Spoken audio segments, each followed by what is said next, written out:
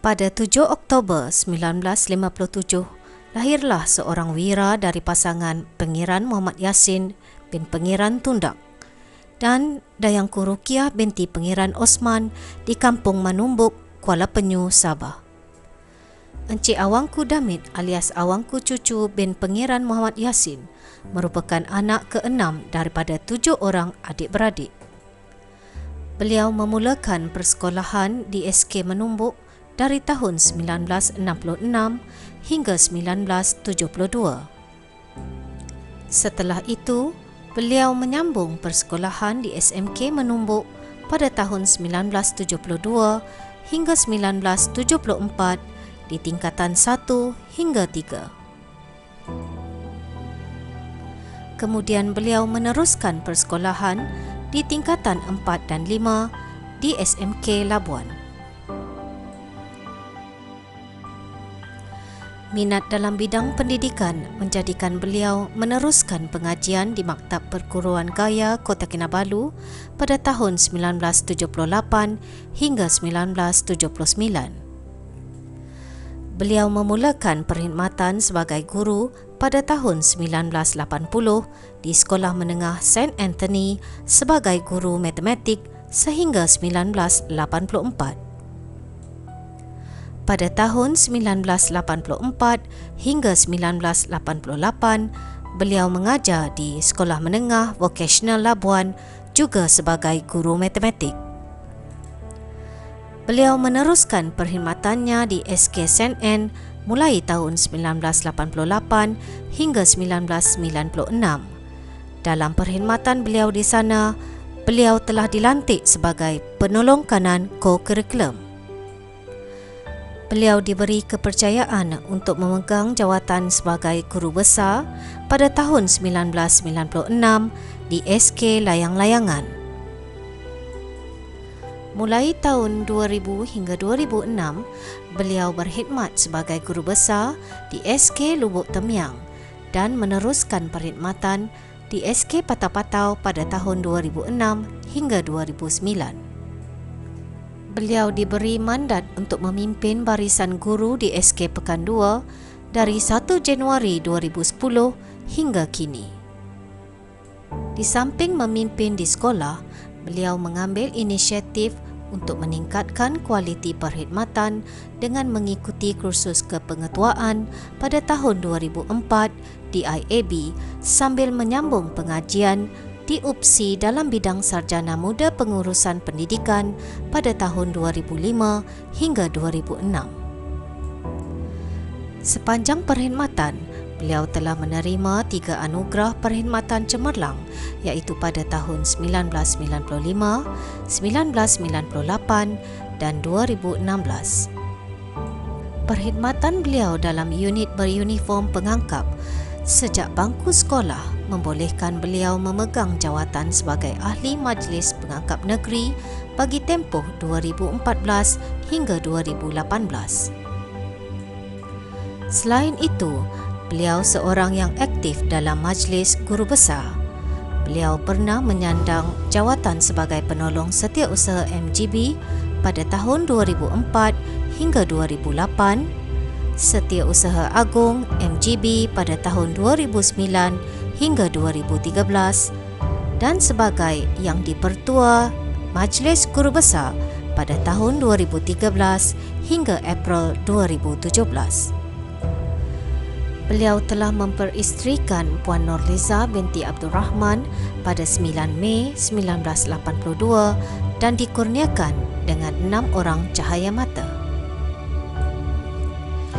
Anak ketiga beliau turut mengikuti jejak langkah beliau memilih bidang guru sebagai profesion. Kini, beliau mengajar di SK Malikai Manumbuk. Encik Awangku Damit merupakan seorang yang peramah, prihatin dan mudah didekati oleh kaki tangan di bawah pimpinan beliau.